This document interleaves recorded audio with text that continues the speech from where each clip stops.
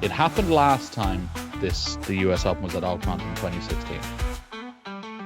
I think fewer than 5 players will finish under par.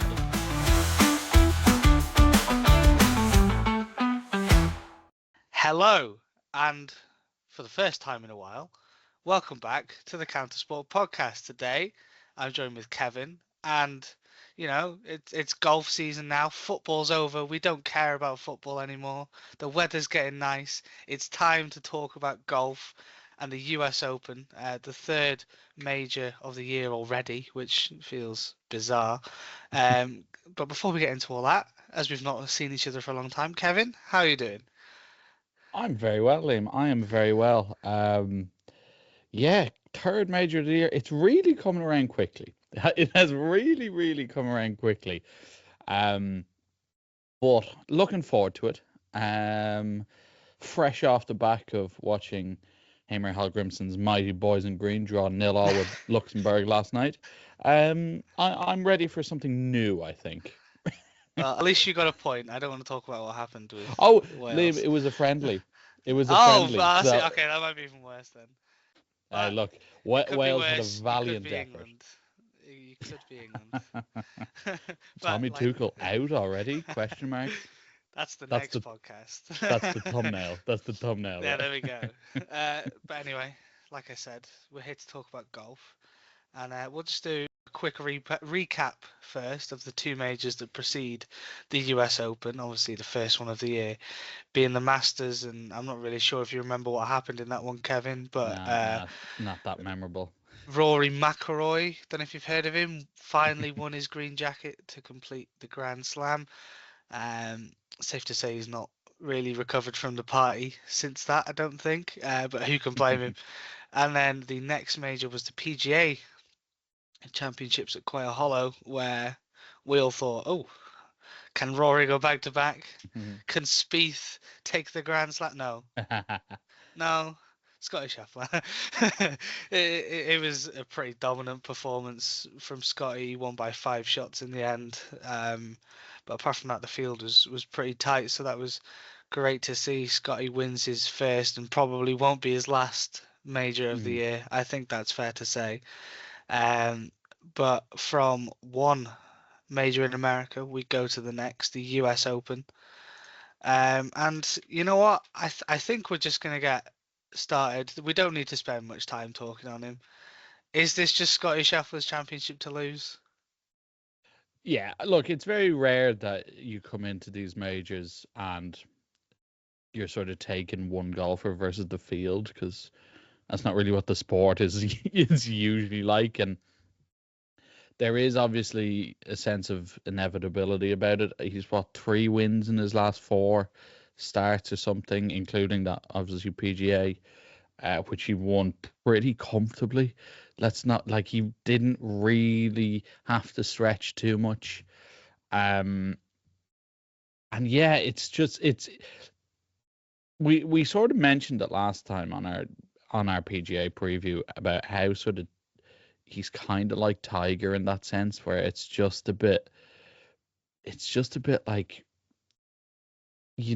why would you doubt him? Why are we considering anyone else at this stage? Because he's just that consistent, and it's not the flashy stuff either.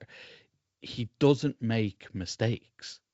This is literally it. Like, tee to green, he is just incredible. Is the only one thing you could argue is his putting can be a bit inconsistent. Yeah. And I think we'll get onto the course itself, I think, because that will play a factor this week, Oakmont. But I was also reading this statistic. It was something like 67% of the time after he makes a bogey, he birdies the next hole. Now think about how ridiculous that is. Let's say we make bogeys all the time, but when we blow up and make like a double or a triple, do you think we're hitting we're I'm having a good slicing it hole? onto the next fairway, and I don't mean my fairway. Yeah, You know. exactly. And like 67% of the time he makes a bogey, he birdies the next hole, and it is that just consistency and lack of mistakes. And on the US Open, it's not really about flashy stuff and bombing it and spectacular shots. It's cut the mistakes down. How many times can you just be consistent, get a par here, sneak a birdie here, but continue hitting pars and hitting pars? And that's why it's very difficult to see anyone else. Because that consistency. Well, yeah, consistency is, I think, what we all strive for when we're playing golf. And you mentioned Oakmont, and that's a good segue into the next point and sort of talking about the consistency. Bryson DeChambeau did a practice round around it a couple of weeks ago, and I don't know if you've watched the video, but the rough is, for lack of a better word, pretty rough. I think that's fair to say. So for players like Scotty, who, as you said, are very consistent, don't tend to bomb it on fairways, just always find them, are always very consistent. It's going to suit them. Again, another pun. I'm sorry, to a T. In terms of just getting their ball where they want it to be. Big hitters will obviously naturally have an advantage on some holes, but I think, like you said, just the consistent golfers that are steady and go through their round with minimal mistakes without finding that rough, which I think we can both agree is Yeah. going to be a bit of a problem. Yeah, and the thing this about the rough weekend. as well, it's not like most golf courses where it's like there's like the fairway and then It's there's the cut. very, It's yeah, straight in. It's yeah. straight in. And you've seen the videos like from the practice.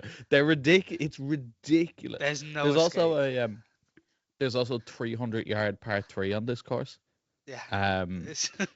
You know, so, and the greens are the biggest thing on this course. Like they're big, they're quick, and you can't read them No. basically, and that's why I'm thinking that Scheffler may not just run away, because, like I said, if there's one weakness, and it's not even a weakness, he's a average to good putter, right? Yeah. which is usually poor for Scheffler. which is usually fine when you combine how good he is, but Yeah. because these greens are so unpredictable, like, this is the tournament where you're gonna see lads lose the head completely when something doesn't go the way they think it will. Like Tyrrell Hatton, I'm looking at you. Oh Right? yes. I am Oh looking God. at you. But he won't be alone, like. And Definitely not. I have a bold prediction. Do you want me to say it now? If you say a certain Northern Irishman's name, then the podcast is done. But go on. Well, no, well, don't worry. We'll get. No, I have a bold prediction about this sort of tournament as a whole. Do Go you want to on. hear it? All right. And I think the USGA will be quite happy with this, because they relish in making these tournaments hard. It happened last time the US Open was at Oakmont in 2016. I think fewer than 5 players will finish under par. Under par. Yeah, I can see that happening. You Just know, it's purely that the tough. state of it. Yeah, Yeah. it's horrible. So 4 players finished under par last time. Dustin Johnson won at 4 under. So, and that was 3 clear of everyone else. And I just think, like, it's like I said, it's going to be a bit of a slog here. If you can consistently par these holes, then you're onto a winner. Well, 100%. I mean, I'm looking at some quotes here, and Rory McIlroy has labelled the course impossible, which may have something to do with the fact he shot 81 on a practice round around Oakmont on the Monday. So if that's not anything to go by, then I don't know what is. I guess we'll just get on to our picks for the tournament. I'm sure you're going to talk about one person in particular, but I'll ask you. Yeah, go on. I'll ask you who your main favourite is for the tournament, apart from Scotty Scheffler. We're not allowed to mention him anymore. Okay. Yeah, I think we sort of agreed beforehand. We're both kind of cheating, and we're not going to pick Scotty. I have 2 names. I have 2 names in mind, And bear in mind here, Liam, I have gone 2 for 2 for these major championships so You far. have. I mean, I've picked Roy McIlroy and Scotty Scheffler, but I've still gone 2 for 2. So, um, the Scheffler thing aside, I am looking at someone who is one of the favourites, to be fair, so it's not exactly a reach, but I'm looking at John Ram here, Yeah. because we know what he's like when he's on form. He is one of these big hitters that we talk about off the tee. And we know how good he can be when he gets in that frame of mind. He's one of these fellas who just doesn't care about anything that's going on. He gets the head down and just is a bit of an animal when it comes to this sort of thing. Apart from Scotty, he's in decent form here. He was obviously in contention slightly. Well, he was in contention. Let's not Yeah. lie. No, At he the was. PGA before having a bit of disaster on the back nine on the final day. I feel like he's not the type of fella that will let that happen again to No. himself. So if he's in that zone or within a few shots, he will, I think, knuckle down, focus down, and deliver. The one thing I'd be worried about with Ram, and it's sort of consistent with the next guy I'll talk about in a bit, but if he gets frustrated early, you can see him having one of these blow ups as well. But I just think he clearly has the ability. I know, look, I don't like picking live players to win majors, but he's just one of those guys where, like we saw it with his Masters win, there was never really anything in depth. Like he was just zoned in, couldn't care less what anyone did, and just played his game. And like I said, he has the length, he has the touch to deliver around here. Um, so I just think it's his time. And like, imagine the first 3 major winners are McIlroy, Scheffler, and Ram. Like that's a list right there. Not That bad, that's a is it? that's a good that's a good major list winner for the year, for this year. So yeah, I'm gonna go with Ram, with the obviously slight condition that you're kind of hoping Scheffler Doesn't. doesn't just do what he Yeah. does. I mean, it's a tough one to follow because Rahm is, yeah, I Mm. mean, if you ignore Scotty, like we've been saying, he probably is the favourite for it. Bryson's already let me down this year. Rory's already let me down this year. Um, so I'm leaning towards Ludwig Aberg, who I spoke You about. love a bit of Ludwig I Aberg, do, don't I you? do, and I spoke about him a lot on our Masters pod, Mm. and he was pretty consistent the whole weekend, and then just sort of blew up a little bit Mm. when it got to crunch time. And we've spoken about how you have to be strong mentally around Oakmont, and I think that he'll learn that from the Masters, how he just has to stay calm and not let all the Yeah, outside noise get to him. He's very mature golfer for how young he is, considering the age of the rest of the field. I know he's not young, but yeah, you know, I think he is gearing up to win that first major. Um, and it's just his consistency. We spoke about with Scotty. His consistency will help him round this course if he can't hit it big. And Ludwig's sort of the same, maybe not on the same level, obviously, but if he's in and he knows what he needs to do, I think it'll suit him if he's in the chasing pack come Sunday, because he's got his target. Then he knows what he needs to reach. If he's out in front, the pressure could start to get to him because he's not really been in this position before. hmm Um, but yeah, something's just whispering in my ear saying calling this is the Ludwig's wind. weekend. But in actual fact, it probably will. He who shall not be named. But let's not put a dampener on it.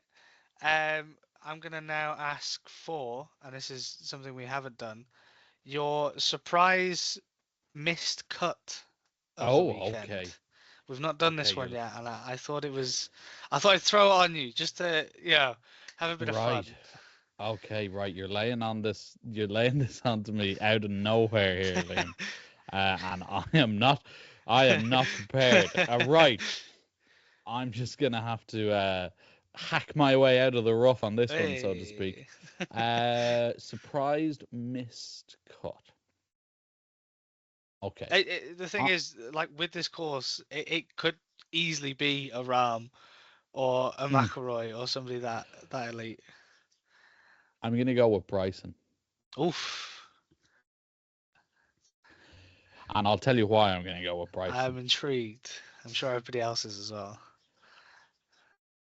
Um, obviously he's massive off the tee, but he can be a bit wild Yep. off the tee as well.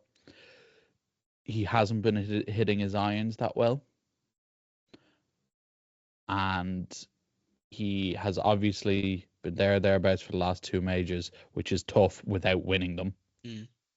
particularly the Masters, where he was in the final group and had a bit of a disaster of a Sunday. So I just think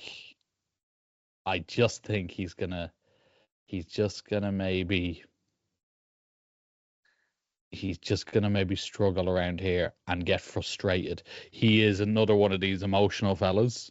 That's fair to say. I don't think that's an You know, understatement. he is. He's obviously top two. Like he's top two, not top two, excuse me, but he finished second in the PGA. Was on the final group, which is tough to keep at without winning it. Yeah, So yeah, surprise miscut. Let's go, Bryson DeChambeau. I like that. Um, You have to give an answer now. yeah, and I did have mine prepared, and I sort of just looked at his previous major result, and he did miss the cut there as well. So maybe it's not A as much of surprise. a surprise as people thought. I'm gonna go with Jordan Spieth. Okay. I think for similar reasons, he after the PGA, it was maybe a case of I've really missed my chance there Mm. because obviously we mentioned it. It was his chance to complete the Grand Slam, and he was just Yeah. nowhere near it at all. And I think that's really gonna get to Spieth. He's done remarkably well to bounce back in the way that he has, given the run of form he had for that couple of years after he burst onto the scene, to sort of claw back some of his reputation in a way, but a miscut at the PGA. He was sort of in there at Augusta, but you never really thought, oh, Mm. okay, he's going to make a charge for it. And again, we said it at the start, it just comes down to Oakmont, and Jordan, like Bryson and a lot of these other golfers, is maybe prone to a bit of an emotional outburst at times. Maybe not as much as the others. He does tend to internalize it a bit, but if stuff starts to go really wrong, internalizing all that anger on the golf course is only going to end one way, and it's going to end up with a hook or a slice that just ends up with the driver being launched further than the ball, probably. That's definitely not me speaking from personal experience, by the way. Yeah, I just think it's not necessarily his talent as a golfer because he's tremendously talented, and I'm not saying he's not, but the course is just so It's so tough difficult. Yeah. this weekend, and it's going to cause problems for a lot of golfers, some better than Spieth. So yeah, we're gonna go Jordan Spieth for a Okay. missed cut. So that means there's a Fair top enough. 10 incoming for you, Mr. Spieth. You can post my check Take after it the to the weekend. bank. And now the usual segment returns. It's going to be the outside shot Yeah. of a win.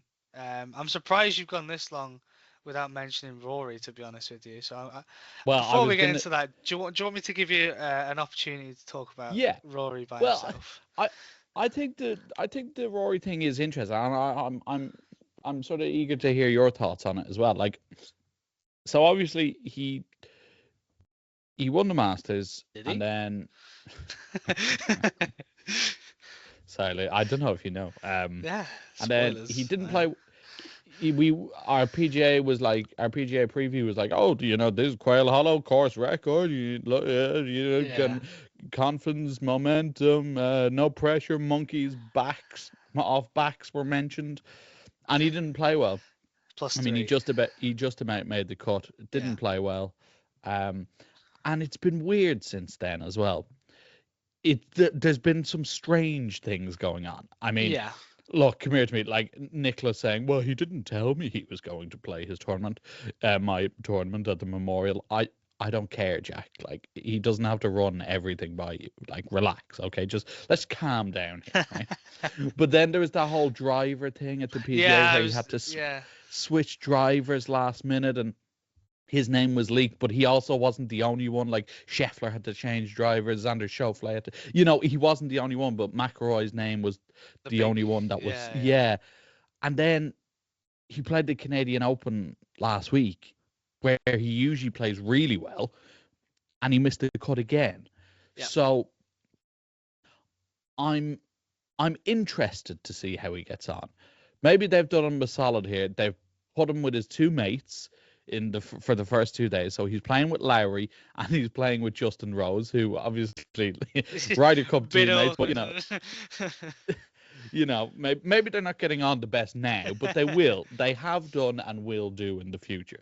But we all know, he's good friends with Lowry, and they're together for the first 2 days. Um, so yeah, I'm interested to see how he gets on. It's weird because he's reached that peak now. Yeah, It's like, right, what do you want to do from here? What's your motivation from here? Is it because you're not really gonna get near Nicholas or Tiger at this rate, because he's just too old, I think personally, right? Which is fair enough, because they are obviously, is he the best European golfer of all time? Yes, you could argue. I know Faldo has more, but he doesn't have a Grand Slam. So, do you want to cement that legacy? Do you want to get double figures? It's interesting. And I just wonder what his headspace is coming into this week. yeah. That's exactly the point I was going to make, and we've not to sound like a broken record, but that's what we've talked about the whole podcast, isn't it? Is mentality is going to be very important around Oakmont, and it's slightly different for Rory because it's not a case of, oh, when will he blow up, Yeah, because he has everybody has the occasional blow up, but you don't really see Rory go through that. He just goes yeah, quiet and gets in his zone and does what he needs to do, and that's a very good quality to have around this course. But I think it's more the motivation now. Like you said, yeah. he's completed golf.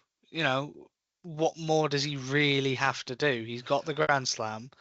Like you said, does he want double figures? Does he want to get another Masters, or does he want to get another couple of PGAs? Or Well, you see, this is the thing, and I think we'll talk about this more. Like, going into the Open next month, he'll be definitely motivated, yeah, because it's basically a home Open, and it's he home, missed the isn't it? Yeah, cut, last time.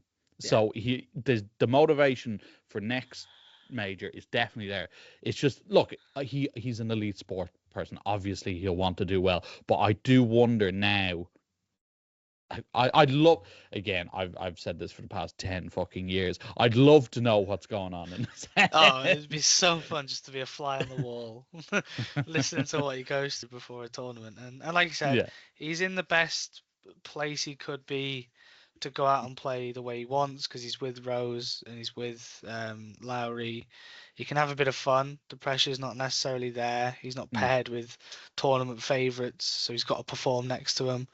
He's got a bit of freedom the first 2 days, make the cut, and sort of like I said for Aberg, it would be better for Rory, I think, to not be leading into the final day, because then the pressure's Yeah. not there and you can go out and play your game.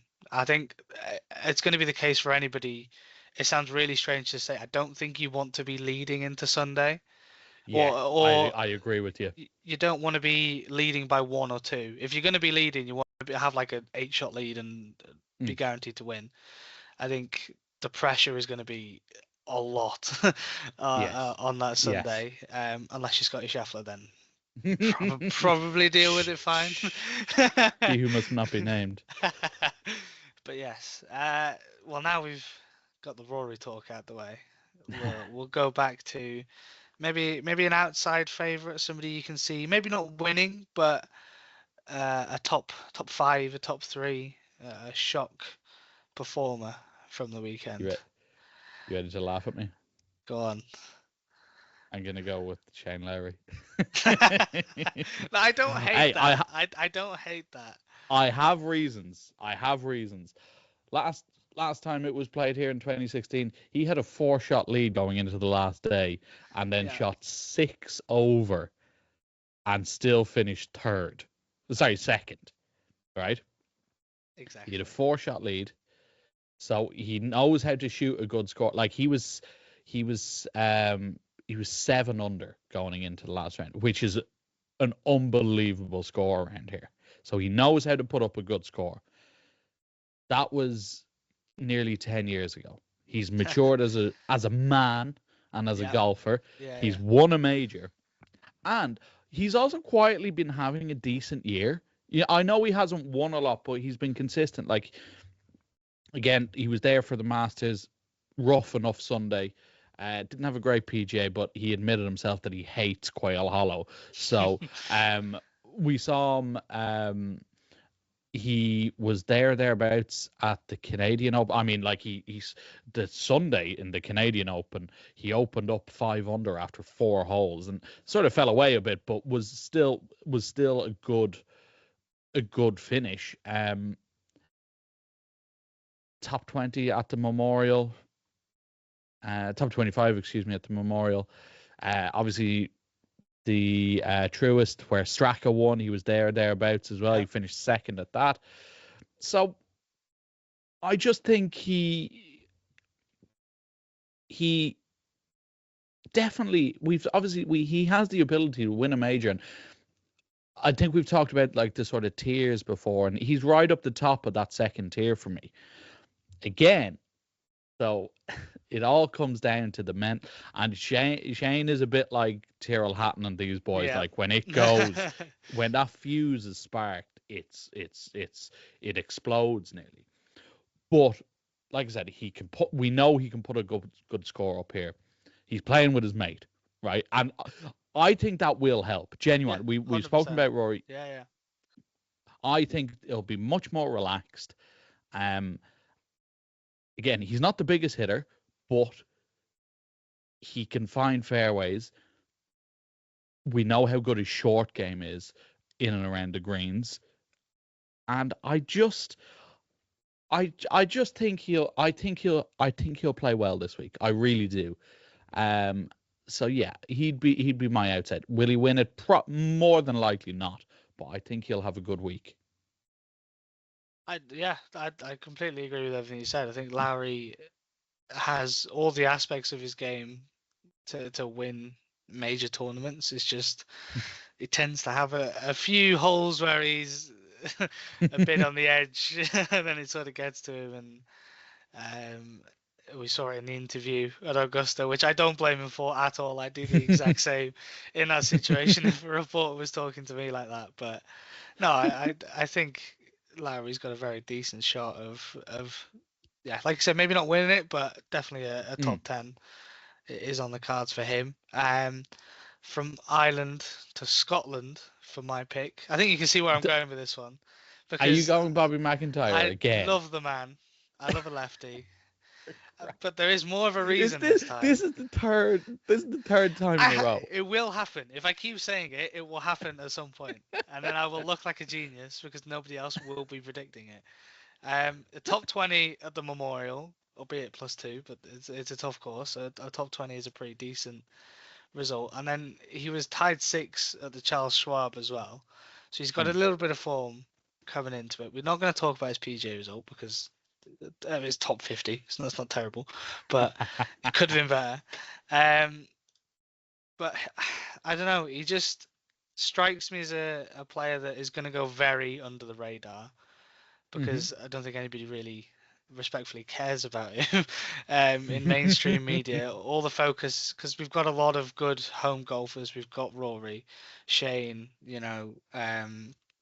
Tommy Fleetwood To- when Tommy, he can play. I was gonna say.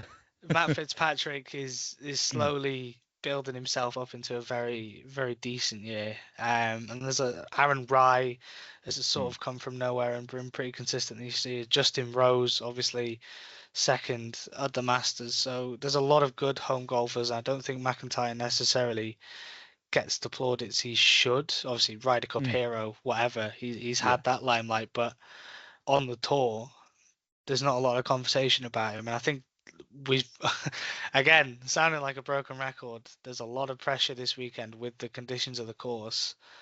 And we've seen at some points during this year, especially in the majors, when the media gets talking about you and you're pinned as this favorite and you should be doing this and you should be doing that, it does get in their heads a little bit sometimes, and there's a wayward shot off the tee. And any other course, I wouldn't necessarily say that's a deciding factor. But if you have two bad holes here, it could easily be two triple bogeys and you're instantly out of the conversation. And if you've not necessarily got that pressure from the outside, there's no pressure for you to internalize, and you can go out there and play with a bit of freedom, which I think is what everybody this weekend is going to be looking for. A bit of freedom, with not a lot of eyes on you, not a lot of TV coverage for the first 2 or 3 days, and then you can rock up on Sunday and sort of just shoot a good score and get in that top 10. That's wishful thinking, but Liam, I hope it comes true this time, because I speak so emotionally about McIntyre. I feel like we're the only podcast who's dedicated this much time to Bobby McIntyre. That's a good thing. This season. I'm not saying it's not a good thing, of course, but it's just. But again, it doesn't make for great content. But I do agree with everything you say. Maybe I should say no. You know what? Wrong. But yeah, look, it's funny coming into this weekend. Not that it's not going to be exciting, but it's going to be exciting in a different way. Yeah. Like this is real. This is real golf, Liam. This is what was the Souness quote? Oh yeah, men at it. You know what I mean? Yeah. This is what this is. Here's how many F-bombs will we see over the whole weekend? Definitely above average. Definitely. Yeah. Has to be. I mean, if I'm going off one of my rounds, 30 plus. Okay, take Tyrrell Hatton out. Oh, okay, probably about 5 then, if we're not including Hatton. No, we make fun of it, but that is, and we've said it on our podcast. You can talk about the golfers and their quality, as much as we'd like to do that. Oakwant is just a different beast, and Rory said it, and Bryson said it, and I'm sure everybody else has said it. They basically all hate it. Rory's labelled it impossible.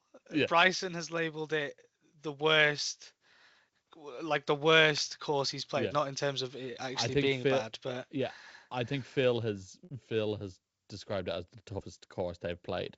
Yeah, like they play on tour. So like. You know, look. Phil has a tendency to let's say exaggerate? Sprinkle. Yeah, sure, but he knows a thing or two about golf, so maybe not trust him on other things. That's a good idea. I like that. Yeah, that's a good thinking about it. But yeah, look, it's gonna be interesting, and. Again, I feel like this preview is fairly down the line. Course is tough. Scotty's probably going to win, but unfortunately, that's where we're at. That's just golf at the moment, and you know, it seems to come in cycles, doesn't it? Where there's a few years where anybody can win it, and then this one golfer comes along and it's just like, yeah, nah, these are all mine. Probably, now. yeah, probably. Yeah, I guess I'll win this one. We've tried to make it as interesting as possible, hopefully. Hence why I keep mentioning McIntyre. Somebody's got to bang the drum, and it may as well be me, because there's no good Welsh golfers, so I'll go up to Scotland.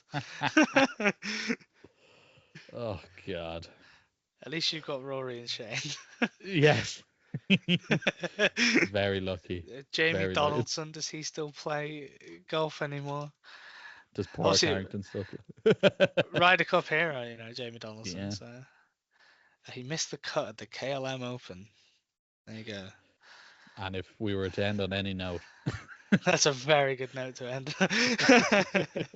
But no, so we've not done an outro in a while, so I'm not really sure how to do this. But I think Darren is making another one of his transfer special videos in the coming days. So head over to the YouTube to check that out. Make sure you like and subscribe there. This will be out on YouTube and all good podcast platforms as well. I've been Liam. Thanks for Kevin for joining me and letting us ramble about golf. Goodbye.